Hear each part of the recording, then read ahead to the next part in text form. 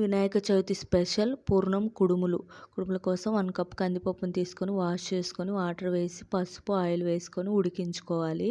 కందిపప్పు ఉడికేంత వరకు ఉడికించుకొని వాటర్ పక్కకు తీసేసి కందిపప్పులో బెల్లం, యాలకుల పొడి వేసుకొని సిమ్లో మగ్గించుకోవాలి. అలానే 1 కప్పు మైదాని వేసుకొని కొంచెం ఉప్పును వేసుకొని చపాతీ పిండి కంటే కొంచెం లూజ్గా కలుపుకొని కొంచెం ఆయిల్ వేసుకొని ఒక 10 నిమిషాలు రెస్ట్ ఇవ్వాలి.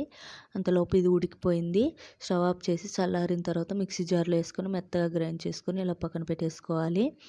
ఇప్పుడు మైదా పిండి కూడా మెత్తగా నానింది. చూపిస్తున్న విధంగా చేసుకొని ఆయిల్ అప్లై చేసుకొని చిన్నగా చేసేసుకోవాలి. ఇలా ముందుగా రెడీ చేసుకున్న పూర్ణాన్ని పెట్టుకొని రెడీ చేసేసుకోవాలి. అంతే, ఇలానే అన్నీ చేసేసుకొని ఆయిల్ హీట్ అయిన తర్వాత మనం ముందుగా రెడీ చేసి పెట్టుకున్న కుడుములని వేసుకొని గోల్డెన్ బ్రౌన్ కలర్ వచ్చేంత వరకు వేయించుకోవాలి. అంతే, వినాయక చవితి స్పెషల్ పూర్ణం కుడుములు రెడీ.